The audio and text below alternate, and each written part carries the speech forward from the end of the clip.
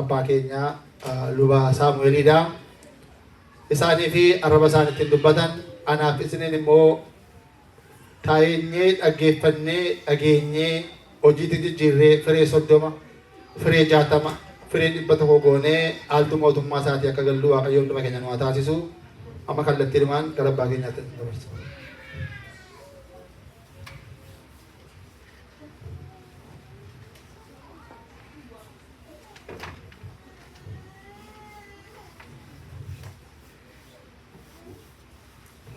Maqaa Abbaa, kan Ilmaa, kan Hafuura Qulqulluu, sadan Waaqa tokkoo, Ameen. Maatiiwwan Waaqayyoon kan jaallattan, innis kan isin jaallatu, guyyaa Sanbata guddaa ganama kanaan mana kiristaanaa Fayyisaa Addunyaa Waashingtan DC'tti argamu kanatti qaamaan kan argamtan, akkasuma immoo kallattii social miidiyaatiin sagantaa keenya kan hordoftanuu Waaqayyo abbaan keenya guyyaa kana umurii keenya irratti kan nu dabalee dukkana ifaan nu jijjiiree guyyaa kana akka arginu kan nu qaqqabsiise galanni isaaf haa ta'u. Akkam jirtu, akkam bultanii, akkam yoo nageessan. Maqaan Waaqayyo keenya, uumaa keenya, tiksee keenya bara baraan kan galatoome nuuf haa ta'u. Egaa barri amma keessa jirru kaalandarii biyya keessa jirru kanaan sanbata isaa 2024 isa xumuraati jechuudha. Bara 2024 isa xumuraati. Sanbanni kun sanbata isa xumura waggaati. Waggaa torbanarraa waggaa haaraatti wal argina jechuudha. Akka kaalandarii biyya kanaatti baga Waaqayyootiin isin ga'e. Akkasumas waggaan haaraa jalqabnu immoo waan gaarii kan itti arginu, abdiin keenya kan ittiin nu horatee wanta abdanne harkaan geewwannu kan ittiin taasisu, irruu keenya isa bara kanaa nu guutee isa caalaa immoo kan isa galateeffannu Waaqayyoon nuuf taasisu, bara nagaa, bara araaramaa, bara nageenyitti bu'u, bara addunyaa kanarraa waraanni dhaabbatee hundumtuu uumamni namaa nagaadhaan deddeebi'u addunyaadhuma hundumarratti akka biyya keenyaattis immoo nagaan nu bu'ee waraanni dhaabbatee inni hidhame hiikamee inni dhukkubsate fayyee inni godaane qe'ee isaatti deebi'ee nagaadhaan ittiin jiraatu Waaqayyo nuuf taasisu. Ifaa fi dhugaa kee ergii kan jedhu ilaalla. Ifaa fi dhugaa kee ergii wangeelaa arra dubbifame keessaa faarfannaan Daawit kan ittiin ibsee nuyis immoo sila ganama kan ittiin dubbisnee ifaa fi ifa keef dhugaa kee ergii kan jedhu waliin ilaalla. Wangeelli Yohaannis boqonnaa 1 lakkoofsa 1 jalqabee kan dubbisame akkasuma waa'ee ifaa jechuudha. Guyyaan har'aa waa'ee ifa kanaati kan nuyi waliin barachaa oollu. Qulqulluun Daawit duraan dursee boqonnaa 79 faarsaasaa qoodduu 80 lakkoofsa 1 amma 2tti Waaqayyoodhaan ifa isaa akka inni ergu fannu biraanaka wa ጽድቅከ jedhamee ge'isiidhaan faarfatanii nuyi afaan Oromootiin ifa keef dhugaa kee ergi jennee faarfannaa Daawit sana bu'uura godhannee kaasnee galateeffannee isa kanarratti guyyaan har'aa mana amantaa keenyaa hundumatti waa'ee ifa kanaatu dubbatama gatii ta'eedhaa fi seenaan kun maalinni ifni kun eenyu ifa kanarratti immoo nuuf faayidaan bu'aan inni qabu jireenya keenyaaf immoo maalinni isa jedhu waliin ilaalla jechuudha. Faarfannaa Daawit akkuma dursee isinitti hime gaafa Waaqayyoon galateeffatu ifa kee fi dhugaa kee ergi jedhe Waaqayyoodhaan ifa keef dhugaa kee ergi ifa kan biraa miti, ifa lafarraa dhufu miti, ifa nama toshee miti, Waaqayyoodhaan jedha. Namoonni dukkana itti mul'atu, itti dhufu, dukkana keessa jiran irraa of saaxiluuf, of baraaruudhaaf karaa adda addaatiin ibsaa isaanii toshachuu danda'u. Ibsaan namaa yeroodhaaf ifee baduu danda'a. Ibsaan nu ibsanne yeroodhaaf ifee dukkana nu balleessee, maaliif dukkanni ifaa wajjin jiraachuu gatii hin dandeenyeef, ifni dhufnaan dukkanni iddoo gadhiisa gatii ta'eedhaaf. Ifni immoo bannaan dukkanatu iddoo qabata gatii ta'eedhaaf. Gati kanaasa yeroodhaaf ifu sana, isa namni yeroodhaaf dukkana keessaa ba'uudhaaf ibsatu sana utuu hin ta'in, qulqulluun Daawit ifa kee dhugaa kee wajjin ergii jedha Waaqayyoodhaan jechuudha. Inni kun akka raaguutti dubbata. Ifa Waaqayyoo namoota dukkana keessa jiraniif isa ibsuu danda'u sana wangeela Yohaannis boqonnaa 1 irratti isa barreeffame. Ifa gara addunyaa kanaatti dhufe kana agarsiisuudhaaf waggaa 1,000 dursee qulqullichi ifa Waaqayyoo isa gara addunyaa kanaatti dhufu isa namoota dukkana keessa jiran kanaaf ibsuuf jiru. Isa Waaqayyo akkasaa ergu, ijoollee Addaamiif akka inni ergu, uumama namaaf akka inni ergu Waaqayyoon ittiin galateeffate, ittiin gaafate. Faayidaan ifa kanaa maal gochuudhaaf ala jennu gara tulluu qulqullummaa bakka bultoo keetti kan nageessan, bakka aarsaa Waaqayyootti dhiyaatutti kan nageessan jedhe. Kaayyoon ifa kanatti hin gaafate jechuudha. Kaayyoon inni ifa kanatti hin gaafate gara tulluu Waaqayyootti, tulluu Waaqayyoo, tulluu araaraa, tulluu aarsaa jedhama aadaa uummata keenyaatiin iyyuu. Gati kana bakka lafarraa wal ka'ee kabaja qabu jechuudha. Ka aadaa saba keenyaattis tulluu Waaqayyoo isa jedhamu, tulluu aarsaa isa jedhamu, tulluu araaraa, tulluu gaaddisaattiin jedhamu, bakka maqaan Waaqayyoo ittiin galateeffamu, bakka maqaan Waaqayyoo walittiin taasifamu, galanni Waaqayyoo bakka itti dhiyaatu sana akka nageessaniif bakka bultoo kee, bakki tulluu sun bakka bultoo keeti, bakka aarsaan keetti dhiyaatu, bakka maqaan keetti waamamu. Gatii kanaa ifa keetiin gara bultoo keetti akka nageessuuf ifa kee kana naa ergi. Isatti aansuudhaan gara sanatti akka nageessanu, bakka aarsaa Waaqayyootti akka nageessan ifa kee naa ergi. Aarsaan durii kakuu moofaa keessa tureef aarsaan ammaa tokko miti. Aarsaan kakuu haaraa keessa jiru tokko miti. Gati kanaatiif ifni dhufu sun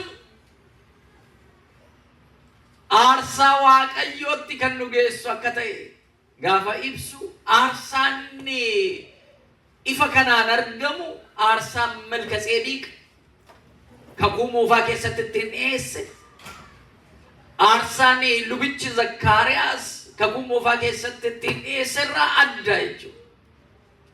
Aarsaa jarri kun bara sanatti dhiyeessan Waaqayyoo biratti fudhatamina argateeraaf.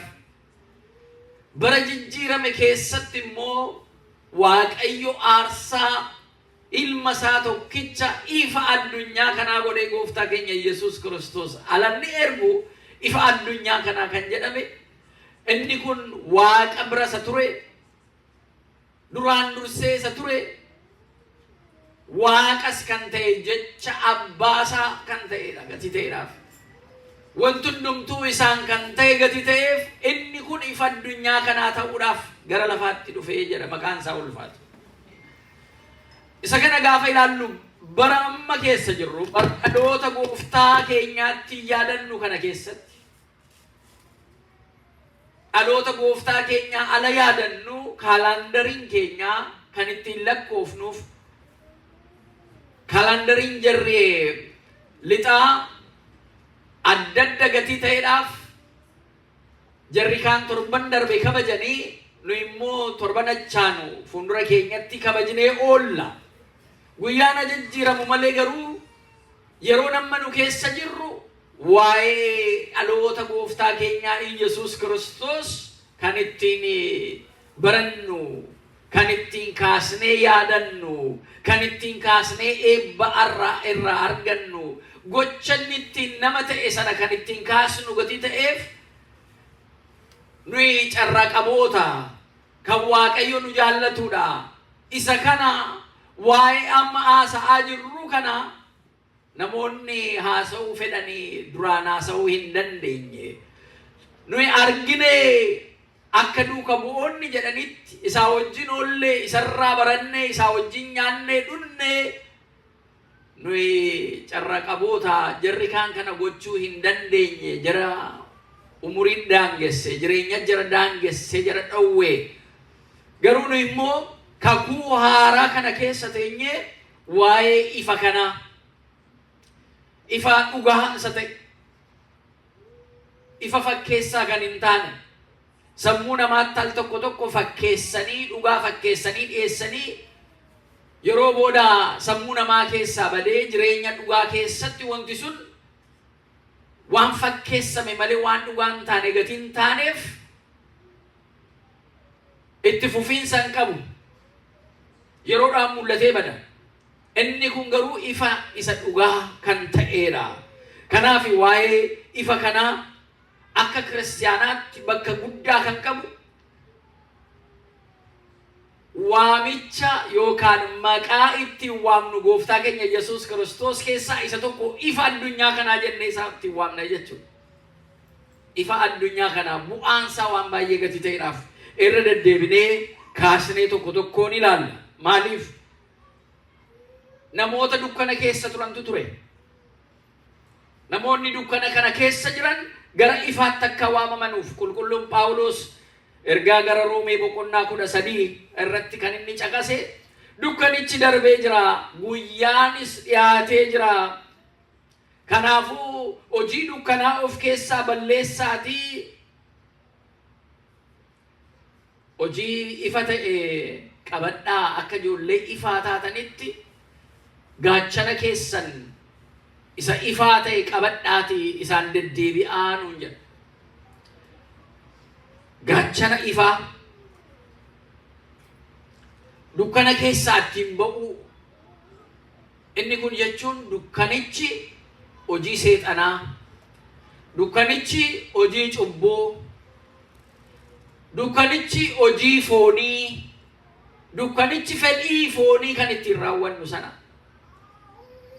Ifni kun immoo hojii haqaa, hojii dhugaa, hojii Waaqayyoon jaallatu, hojii lubbu, hojii gaarummaa, hojii garraamummaa of keessaa qabu, firee hafuurawwaa kan ittiin baasnu. Kanaaf akka ijoollee Waaqayyootti dukkana sana keessaa baatanii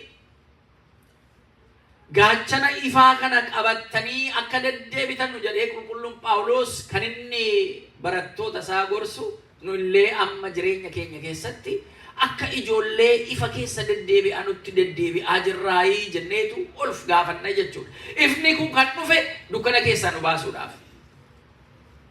Cubbuun keessa turre sun ammayyuu jiramoo keessaa baaneerra. Dadhabinni foonii inni keessa turre sun keessaa baanee adeemsi keenya hafuurawwaan ifa kana argaa deddeebi'aa jiramoo akkuma jara ifa kana hin beennee dukkana keessa jiranii hojii foonii sana hojjechaa jirra. Isa kana sagalee Waaqayyootiin wal madaaluun baay'ee barbaachisaadha jechuudha.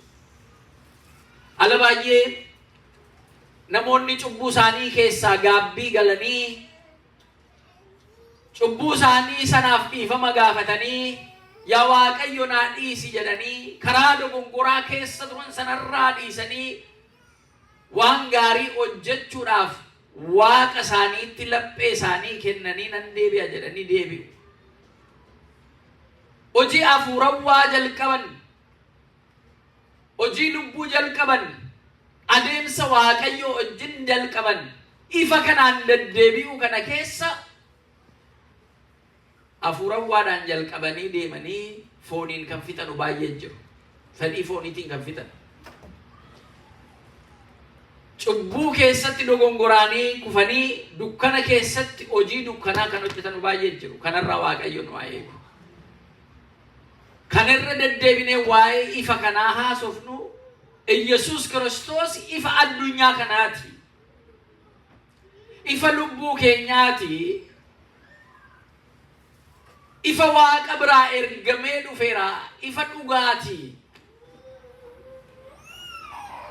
Ilma Waaqayyoo isa jiraataa ta'uusaa kan itti amanu hundumaaf jireenya bara baraa akka argannuuf ifni kun dukkana keessaa nu baasuudhaaf Waaqa biraa ergamee dhufe.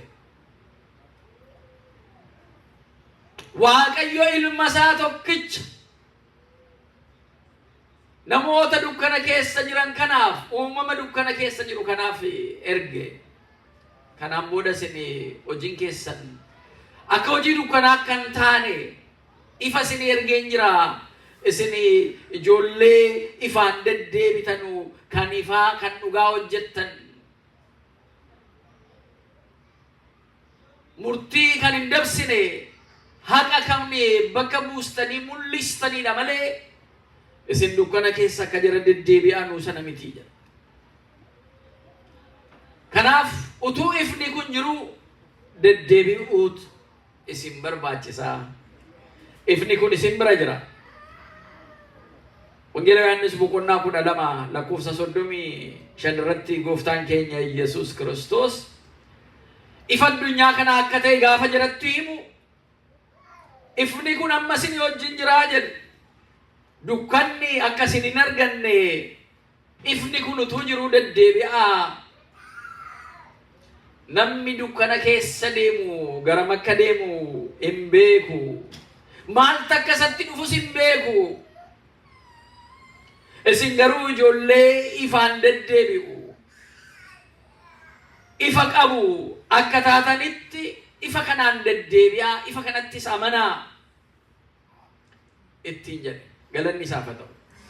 Ifa kanatti akka deddeebinuuf jechuudha.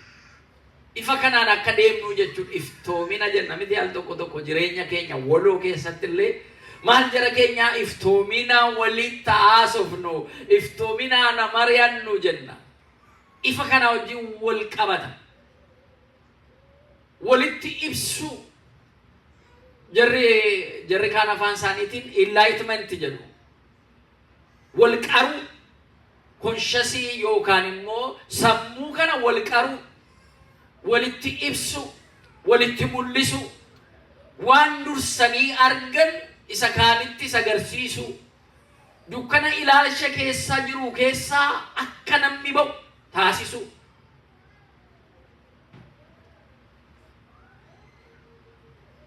Inni kun jireenya hafuurawwaa keenyaaf baay'ee barbaachisaadha. Yoo hin baranne hin beekanu, yoo hin amanne maal jedhani kaltamaaru ayaquu kaalaawwaquu aysadhuu jedhaniiti barumsa bakka guddaa kennama jireenya hawaasa keenya keessatti miti. Al tokko tokko immoo barumsa dura dhaabbachuutu jira. Barumsi ifa addunyaa kana Waaqayyoon ittiin kan ittiin hubannu. Namni ijoollummaa isaatiin dhalatee iddoo tokkotu keessanii nama keessa tala guddatu akka namaa taa'ee jiraata. Utuu fuutanii bosona keessa keessanii kophaa isaa achitti jiraate bineensota bosona keessa jiraatan sanaa wajjin iyyuu jiraata. Sabooda amalli isaas akkuma sana ta'uu danda'a. Qaamni isaa qaama namaa ta'u malee. Maaliis sammuun isaa sun qaroominni isaa sun ifa amman argannetti ifa walii akka amman dabarsinetti akka namaatti yaadee achi jiraachuudhaaf naannoon isaa sun dhiibbaan irratti godhu impact isa jennu san bineensota bosona jirantu gatii ta'eedhaaf jireenya isaanii akkaataa jarri ittiin jiraatan sana akkaataa jarri ittiin mo'atan sana jararraa barateetu yoo bineensi isa nyaatu isa argachuu dhabaatee jechuudha. Akkuma jaraatti waan nyaatus waan dhugus jara laalee jararraan deema. Namni immoo bu'aa barmaatilee isaati. Waan deddeebisnee argine waan deddeebisnee hojjenne eenyummaa keenya ibsa ala baay'ee isa keessaa baa'uun nama rakkisa. Kanaaf ala baay'ee cubbuu keessa namoonni deddeebi'an dukkana keessa kan deddeebi'an Waaqayyoon amma hin beeknetti cubbuurraa amma of hin qusannetti ijoollee ifa kana keessa deddeebi'anu jechuu hin dandeenye. Namni sagaagalu dukkana keessa sagaagalaa, namni hatu dukkana keessa hata. Namni waan cubbuu baay'ee hojjetu yeroo baay'ee bakka dukkanaa barbaada. Bakka ittiin namni kaan isa hin argine barbaada. Ala waan gaarii hojjettanoo, ala Waaqayyoon galateeffattanoo, ala waan dhugaa hojjettanoo, akkuma namni ibsaasaa ibsee doongoosaa lafa ol ka'aarra kaa'u naannoo isaa sana jiraniif akka inni ibsu hojiin keessan inni gaarii isin hojjettanis akkanuma jara kaanitti illee ibsu qabaa jedha gooftaan keenya Yesuus Kiristoos wangeela Maatiyos boqonnaa 6. Akka naannoo keessan namoota buufatanii jiranuuf akka ibsutti.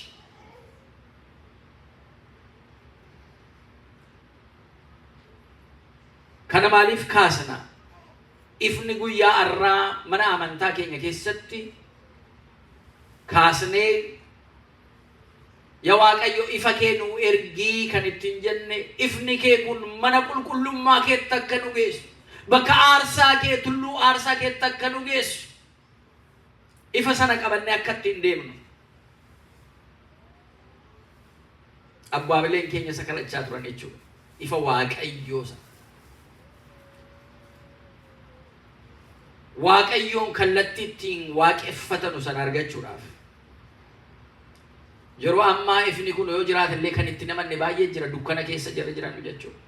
Itti amanuu dhabaannaan ifa kanatti ammallee dukkana keessa jiru Waaqayyoo laphee isaanii aibsuuf. Nu kan isatti amanne garuu jireenya bara baraa akka argannuuf ifni kun gara addunyaa kanaatti dhufe. Cubbuudhaaf waan gaarii akka addaan baasnee ilaalluuf ifni kun gara kanatti dhufe. Kallattii adeemsa keenya akka sirreeffannuuf ifni kun gara kanatti dhufe. Ifni kun ilma Waaqayyooti. Ifni kun gooftaa keenya fayyisaa keenya Yesuus Kiristoos. Ifni kun dhugaa Waaqayyoorraa ergamee dhufeedha. Ifni kun kan harki namaa isa toshee miti. Ifni kun isa dursee Waaqayyoo bira turedha. Ifni kun jecha Waaqayyoo isa ture. Ifni kun Waaqa kan ta'edha. Ifni kun gara gosa isaatti kan dhufeedha jedha qulqulluu Yohaannis boqonnaa 1:12 irratti wangeela Yohaannis gara gosa isaatti dhufe. Namoota kooti gara jedhutti dhufe. Namoonni kan koo kan jedhee gara isaaniitti dhufe garuu isa simachuu hin dandeenye. Reebanii, qabanii, garafanii, fannisanii ajjeesanii. Jarri kaan garuu kan isatti amanan ifa kanaan deddeebi'anii jedha. Lapheen isaanii dukkana keessa kan ture. Akka ifni jaraa ifetti dukkana keessa jiran hubachuu kan hin dandeenye. Raajonni kan dhugaa ba'anii hin dhufaa ifa kanatti amanaa jedhan itti amanuu dadhabanii ifa kana fudhadhaa jedhaman ifa kana fudhachuu dadhabanii ifa kana ofirraa balleessan. Dukkana isaanii sana filatan. Aniif isin garuu eega isatti amannee jalqabnee ifa kanaan deddeebina maqaan isaa ulfaatu. Yoo cubbuun keenya baay'atellee, yoo dogongorri keenya baay'atellee, ifni keenya sun, ifni keessa jirru sun laphee keenyaaf sammuu keenyatti ibsa. Dukkana dogongora keessa galtee jirta deebii jedhee nutti ibsa. Karaa jallaarra deemtee jirta deebii jedhee nutti ibsa. Ifatu nu keessa jira gatii ta'eedhaaf, gatii isatti amanneedhaaf, inni nu wajjin gatii jiruudhaaf jechuudha. Gatii kanaa yeroo hundumaa foon keenya yoo nu dogongorsiise, karaa fooniitiin deemnee cubbuu keessatti illee yoo kufnee galgala lanaqnee rafnu yookaan ala kophaa bakka tokko teenyu, sammuun keenya sun deddeebisee cubbuu keenya sana nutti mul'isa. Deebi'i, kun sirrii miti nuun jedhee boqota nu dhowwa, keessa keenya raasa. Maaliif ijoollee ifaa gati taaneef, dukkanniif ifni wal duukaa jiraachuu gati hin dandeenyeef. Kanaaf cubbuu sanarraa deebi'aa, dogongora sanarraa deebi'aa, badii sanarraa deebi'aa nuun jedheetu keessa keenya boqota dhowwa. Afuura keenya, ayyaana keenya sana nu kakaasee of madaallee alalaallu, lakkii wantan taasise sun sirrii miti, wantan dubbadhe sun, wantan hojjedhe sun, wantan yaade sun sirrii miti jennee akka of sirreessinu, ifni dhugaa inni Waaqayyo biraa ergamee inni nuu kenname sun nu qajeelsaa jechuudha. Galanni isaaf ta'u. Kanaaf ijoollee ifaa ta'uun keenya ala baay'ee dogongora kallattii adda addaatiin hojjechuu dandeenya. Al tokko tokko fedhii keenyaan, al tokko tokko immoo dirqisiifamnee, al tokko tokko beekaa, al tokko tokko utuu hin beekin, ala kaan hojiidhaan, ala kaan dubbachuudhaan, ala kaan yaaduudhaan dogongora adda addaa keessa galuu dandeenya. Garuu nu ijoollee ifaati. Ifni sun nu keessa jira. Nuyis ifa sanaan deddeebina amma taanetti ifni sun nu ibsee laphee keenya keessatti utuu namni tokko illee nun himatin, imannaa utuu namni tokko nutti hin banin, lakkii kun sirrii miti, wanta kana sirrii hin goone, yaa Waaqayyo naa dhiisii jennaan jechuudha. Laphee keenya irratti ifni isaa sun ala dhufu. Namoonni ifa kana hin beekne garuu, dhugaa kana hin beekne garuu cubbuu irratti cubbuu dabalachaa, badii irratti badii dabalachaa, dogongora irratti dogongora dabalachaa deemu malee irraa deebi'uu hin danda'an. Kan isaaniif ibsu laphee isaanii keessatti dhugaa kan itti agarsiisu sammuu isaanii keessatti waan hin jirreef, waan of daangessaniif, jireenyuma Waaqayyoo fi ifa Waaqayyoo kana jalqabuma hin jiru jedhanii gatii balleessaniif, kan itti murteessu laphee isaanii irratti, yaada isaanii irratti, qalbii isaanii sana keessatti kan itti murteessu hin jiru jechuudha.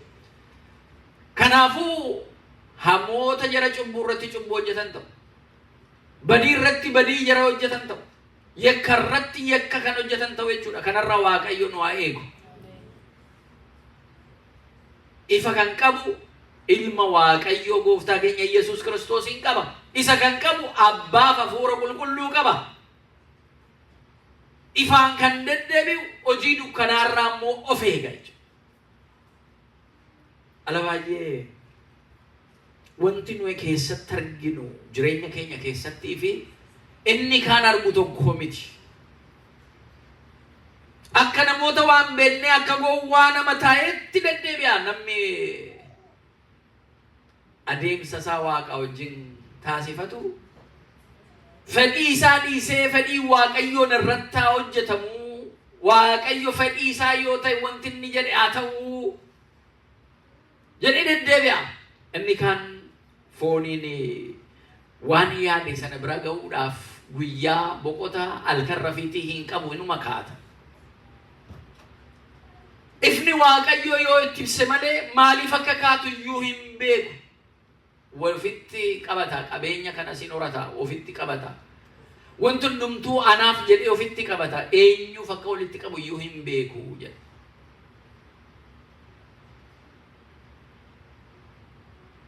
Kanaaf namoonni ifa kanaan deddeebi'an garuu maal akka godhan hin beekan.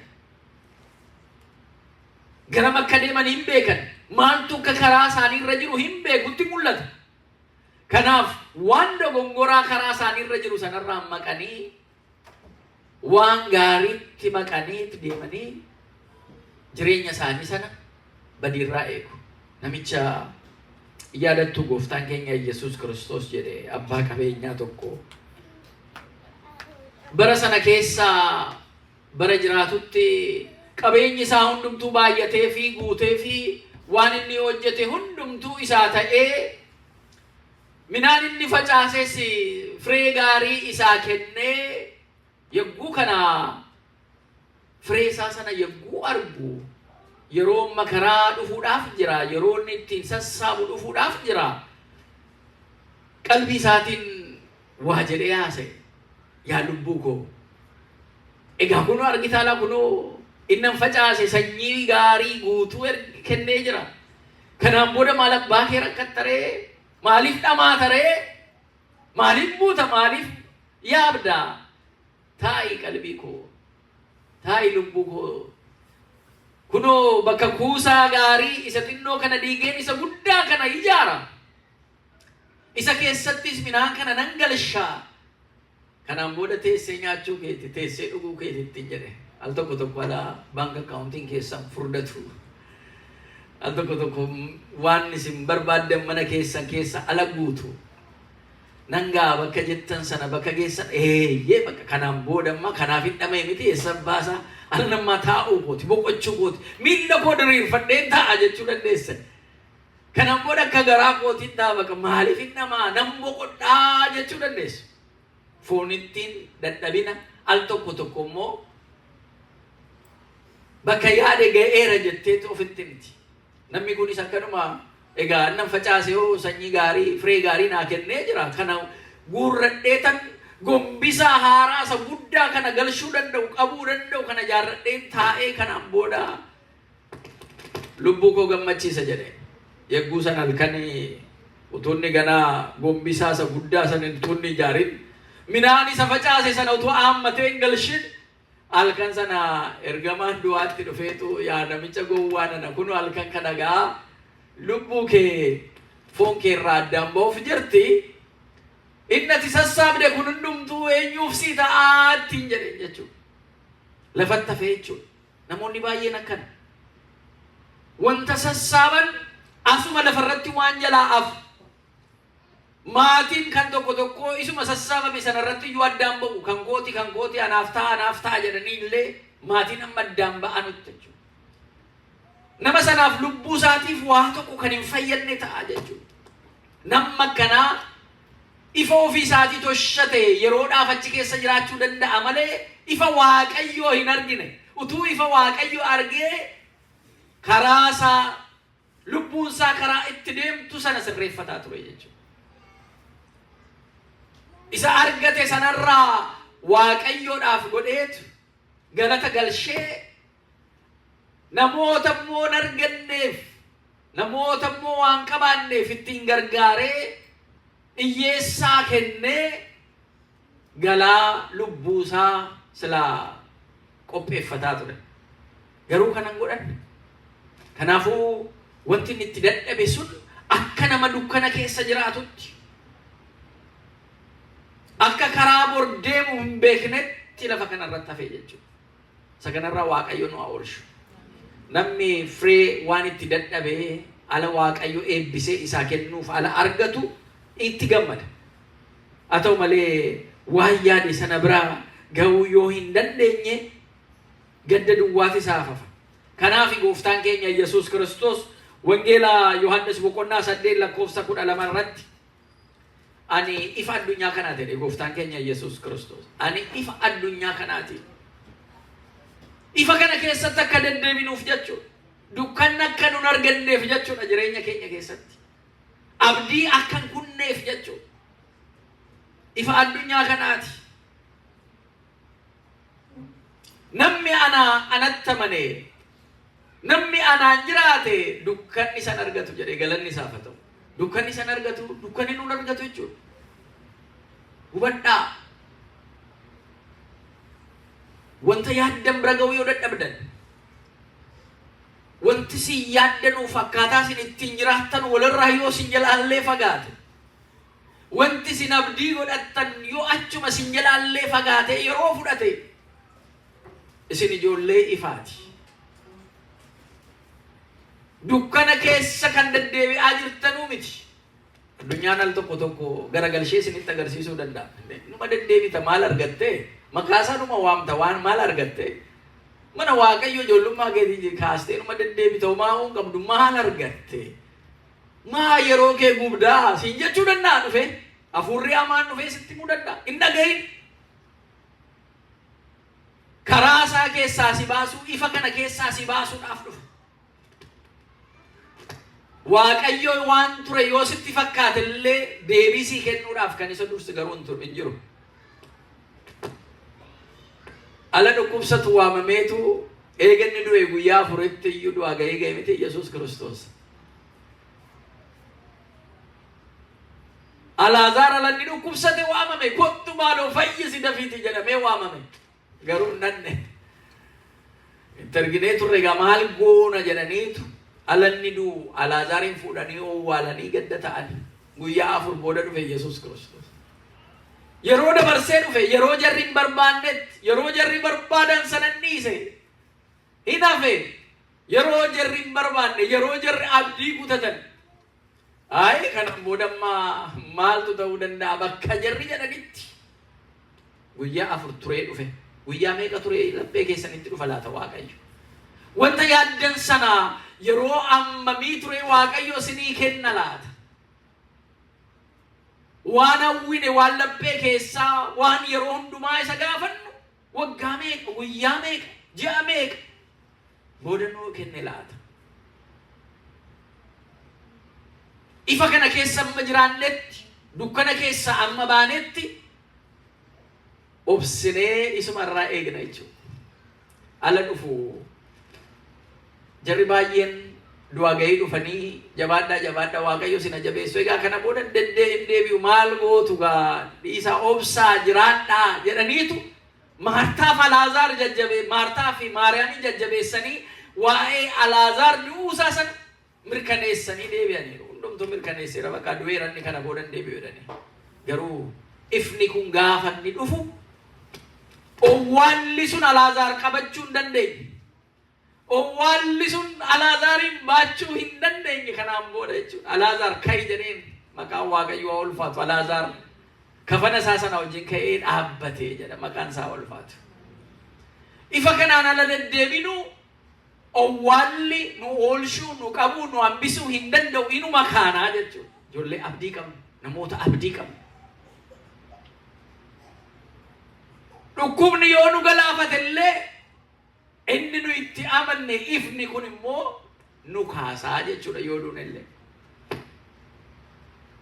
Kanaaf dinni keenya akka nuti hin gammannetti ifa kanaan ala deddeebinu. Yoo nu gufate illee yoo cubbuudhaan gufanne yoo ilaalchaan gufanne yoo dadhabne fedhii foonii keenyaa nutti jabaatee firee afuurawwaa sana akkam buusne yoo nu taasise illee abdii akkam kunne. Ifni kun laphee keessatti isinii ibsa.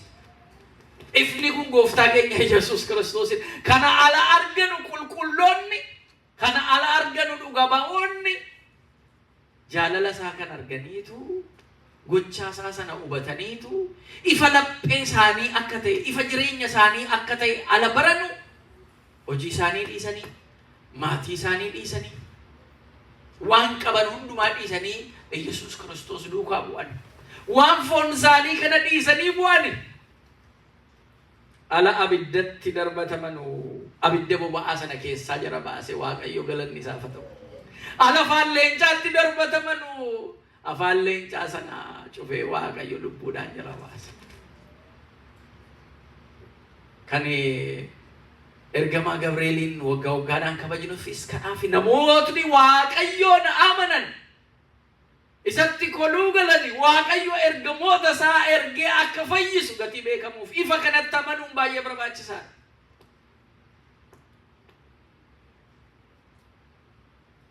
Ifni kun ergamoota isaa nu ergee naannoo keenya buufachiisee nu eeguu danda'a gatii ta'eedhaaf. Kanaaf qulqulloonni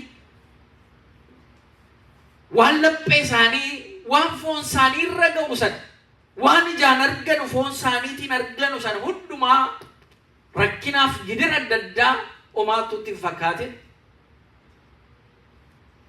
kan jirri arganu ija afuura isaanii sanaan ifeef sanaan yaadattuu Isxifaanos ala dhagaadhaan ajjeesamuudhaaf isa marsanii ta'an jilgeeffatee jala marsanii dhagaa baatanii jiran kanaaf yaa Waaqayyo waan gochaa jiran kanan beekanuuti dhiifama godhiif jedhee asii ol gaafa gaafatu ifa kanayyuu abbaa isaatii wajjin samii irratti argee jarri dhagaa baachuu isaanii argani jarri ajjeesan inni garuu dursee lafatti boqotu lubbuun isaatti boqottu lafatti bara baraan jiraattu mootummaa Waaqayyo sana irratti Sillaaseen arge ifa kanaan arge maatiiwwan Waaqayyo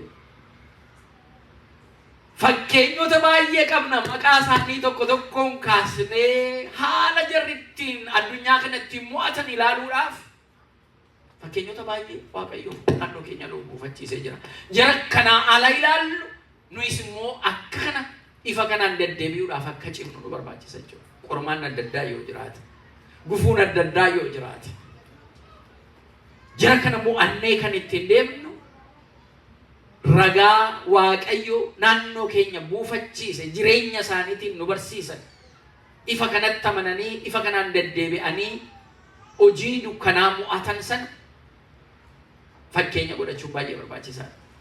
Kanaaf gooftaan keenya Yesuus Kiristoosis fakkeenya baay'ee nuu kaa'ee ifa kanaan akka deddeebinuuf adaraa kan nuun jedhe dukkanni isin hin argatu kan nuun jedhe tokko tokkoon kaasnee waa'ee ifaa utuu haasofnee yerootu nu daangeessa malee hedduutu jira. Wangeela Maatiyos boqonnaa 5:16 irratti ifni keessan isa kaanitti namoota kaan duratti ayifuu kan jedhu jira. Ifni keenya ifee jira kan keenya kan dhuunfaa keenyaa eega ifee immoo isa kaan irratti ifaa jira agarsiisaa jirraa isa jedhu sanaaf jechuudha.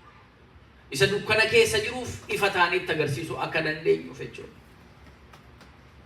Nu ijoollee Waaqayyooti. Waaqayyo jireenya keenya keessa jira. Yesuus Kiristoos ifa kootii dukkana koo balleesseera yoo jenne nuyis immoo jara dukkana keessa jiran jara cubbuu keessa jiranuuf achi keessaa akka ba'aniif ifa kana fuunee itti ibsuufii qabna jechuudha.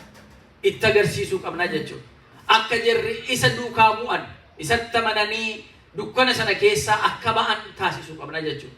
Kanaaf ifa isaa kan nu ergee kan nu jaallatee dukkana hammana hin jedhamne hin dhiibamne keessaa nu baase Waaqayyoon keenya galanni isaaf haa ta'u. Abbaan inni samii irra jiru ilma isaa tokkicha kan nu erge kennaa guutuun kennaa isa samiirraa lafatti ergameedha. Kennaa kana immoo kan bira ga'u kan ibsu tokkollee hin jiraatu. Yaaqoob boqonnaa 1:17 irratti kennaan gaariin hundinuu kennaa guutuun hundinuu abbaa ifaa biraa ol waaqa biraa dhufaa jedha. Abbaa ifaa isa gubbaa ol waaqarra jiru kanarraa dhufaa jedha. Kennaa guutuun kennaa guddaan. Kanaafuu ifa isaa kan nu ergee nu jaallate barammoo haaraa fuulduree keenya jiru kan ifa kanaan deddeebinee caalaatti waan hafuurawwaa keenyaan cimnee akka argamnu Waaqayyo hunda keenya nu gargaaru. Waaqayyo abbaan keenya ifa kee fi dhugaa kee ergi jedhee qulqulluun Daawit akka kadhatee abbootiin keenya akka kadhatanii innis nu ergee ifa isaa kan nutti mul'isee cubbuu keessa jirrurraa kan nu baraaree kan nu fayyisee kan ofitti nu qabatee dhaaltuu mootummaa isaa akka taanuuf kan nu filatee Waaqa keenyaaf galanni isaaf haa ta'u.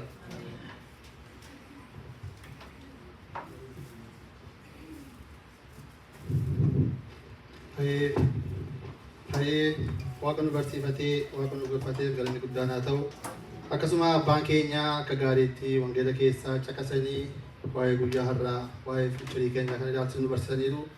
Abbaa keenya Waaqayyo sagalee jireenyaa sana dhageessisu sagalee jireenyaa sana dhageessisu sagalee jireenyaa sana dhageessisu Waaqayyo hunduma keenyaa dhaaltuu mootummaa isaatii nu haa taasisu.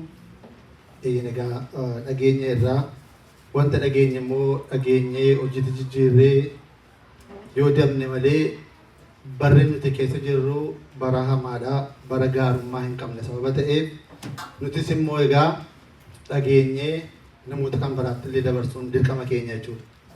Namoota warra kan biraatti illee dabarsanii himuun dirqama keenya. Maaliif akkuma beekamu egaa waggaan haaraa yeroo dhufu namni hin haaraa, wayyaanis wayyaa haaraatu bitatamaa, ijoolleen hin gammadu, umuriin namaas akkasuma dabala. Hin dabala moo qannasa? Umuriin namaa yeroo waggaan haaraa dhufu hin dabala moo hin qannasa? Hin dabala? Okay. Barri jireenyaa hin dabala moo hin qannasa?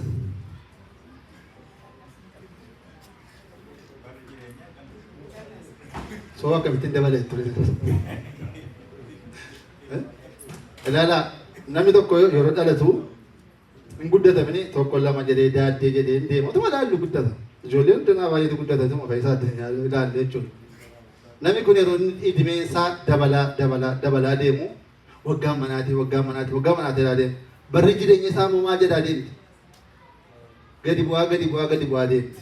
Isteeppii tokko yeroo waggaan keenya dabalu maal fa'a dabalamu waggaa barreen gaddaa godhatanii akeebii bukkeedhaan cheekaappii yoo taatanii barreen gaddaa kana qabdaa, kolesterooliin qabdaa, kanas qabdaa, kanan qabdu bakka. Waggaa sana immoo sukkaaras qabdaa, haayiperteenshinis qabdaa, kanas qabdaa, dhagaas qabdaa, mataas qabdaa, kanas qabdee. Isa dhufu basmaa ala namni hunduma isaa diffaayin godhee sitti meetu hunduma isaa qabdaa. Cinqii keessa dhaqee gidiraa keessa gashee ta'a jechuudha. Kanaaf barritti nuyi jiraannu biyya lafaa kanarra darabaa jirra. Yeroodhaaf malee idimee likkii yookaan bara baraan hin jiraannu jechuudha. Akka hafuuraatti yoo ilaalle. Kanaaf bara jiraannu garuu waan gaarii goonee yoo dabarree yoo waggaa isa dhufu keessa waggaan kun amma nabaarramne haayarattiin kun moo waggaa 24 wuyi jedhamni kaan maaloo baguma dabarte waggaan sun kana huntinaa kun fuutee dabartu dhufini akkas jenna garuu waggaa waan tokko balleessee namatu balleesse. Waggaan yerootti lakkoofsa 24 25 jenna tekstii mootummaa inni yaaddeenitu waldana jirru 26 jenna hin kabajne yeroo kanatti waan waggaa kana keessa godhame samaraa gaafa goonee ilaallu maal ta'a egaa ayi waggaa sana xornetiin akkasii uummata makaan dhume kanat akkas ta'ee beelli gidiraan nami baqqaa wal jibbee kanaaf jedhee Galaatiyaa boqonnaa 5 lakkoofsa 16 kaasaatii dubbisaa hundumti keessatti. Galaatiyaa gara Phaawulos barreessee gara warra biyya Galaatiyaatti waa'ee hafuuraaf foonii jedhee kaa'e. Dubbisaatii booddee naa ibsitu. Hafuuraaf foon yommuu jedhu jiruun foonii maaliidhaa jiruun hafuuraa maaliidhaa kan jedhamu kaa'ee ture jechuudha. Isin barsiisuu bituu ta'in haala isaa isin qabsiisuudhaaf waggaa haaraadhaa. Waggaa haaraa immoo akkamitti akka jiraachuu qaban aayidiyaa isaa warri abboonneen, daakuneen, qeesiin, sabaakiin, barsiisaan dabarsuudha uummatatti.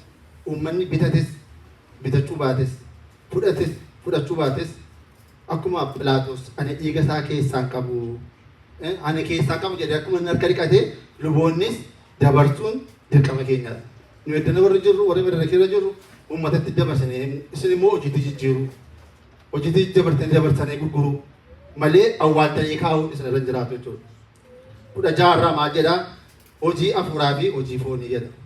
Ani garuu hafuuraan geggeeffamaa jiraachaa malee fedha foonii hin raawwatinaa nan jedha. Fedhi foonii hafuuraan hin mormaa jedha. Hafuuraa fi foonni wal mormu yeroo hundumaa. Hafuurri kamii foonni kamii san jedhamu bira geessu sun jechuudha. Wal mormu. Hojiin foonii mul'ataadha. Akka mul'ataati. Isaanis halalummaa, xuraa'ummaa, jireenya gadi dhiisuu, gadhiisii, waaqayyoolii tolfamaa waaqessuu, qoricha namatti gochuu, diinummaa, qoccolloo, hinaaffaa, dheekkamsa, ofittummaa, yaadaan gargar ba'uu, barsiisaan gargar cabuu jedha. Weenoo, machii, albaadhummaa wanta kana fakkaatu akkuma ani kanaan dura isinitti himee ture warri wanta akkasii hojjetanii mootummaa Waaqayyoo galuu hin danda'anii jedha. mootummaa waaqayyoo galuu hin danda'an jedhe. Warra wanta ammaa godhan dhaggeeffadhaa. Namni kana hin goone hin jedhu nissaa galee qalbii jijjiirratee yaa waaqa naa dhiisi jedhee subaa eegalee waaqayyotti yoo badee yoo waaqayyo galateeffatee kun hundumtuu hin dhifamaaf. Garuu kana hundumaa godhee mootummaa waaqayyoo illee galuu hin danda'u mootummaa abbaa kootii jedhe kan waaqayyo. Iji hojiin hafuuraa immoo jaalala. Maayidhe jaalala jechuun immoo Kiristoos jechuudha. Jaalala qabdu uummanni. Okay, jaalala qabnaa. Gammachuu illee tokko tokko gaafa nyaannus gaafa maal jennus hin gammannaa homaan jedhu. Nagaa, obsi jira. Jira obsi. Isinii badhiisa. Gaarummaa, arjummaa, amanamummaa. Gaarummaadhaan of dhowwuu. Eega seerri isaanii kanaan mormuu hin jiru. Warri kan Kiristoos Yesuus ta'an immoo yaada foonii, hawwii isaa, fedha isaa fannisaniiru. Nuyi jireenya hafuuraatti yoo jiraanne hafuura kan duukaa bu'uu keenya. Egaa kottaa of dhabduu, walitti naqxuu, walitti hinaaftuu ta'uu hin dhiifnaa jedhe Phaawulos. Maaliif har'a biyya lafaa keessa walitti hinaafuu, wal dhabduu, qoricha walitti gochuu, wal guumachuu waan gaarii kan fooniitti kun jiru kun jechuudha. Kana gochuu dhiifnee waggaatti gaafa waggaa keenya lakkoof waggaan keenya eejiin keenya maal ta'a? Dikiriisii ta'a deema. 50 40 jedhamee idimeetti jiraattu immoo maal ta'a deemti? Qallattaa deemti. Kanaaf yoo gaarii gootee yoo qalbii jijjiirrattee yoo waggaadhaa waggaatti lakkaa'utu hin ta'in gaarii yoo gootee dabartee namichi hin darbe jedhama. Foon Kiristoosiif dhiiga Kiristoos fudhatee yoo darbe jireenya bara baraa argate. Kanaaf isinitti baay'isuu isinitti dubbisaatii definition isaa yookaan immoo haala inni jedhu fooniif hafuurri maaliidha? Waggaa haaraa immoo akkamitti dabarsina? Akkamittiin isa dhufus akkasumattiin siqaayiidhaan yookaan haariidhaan wanta burjaajjiidhaan hin darbaa jedhaati hundumti keenya of gaafachuun dirqama.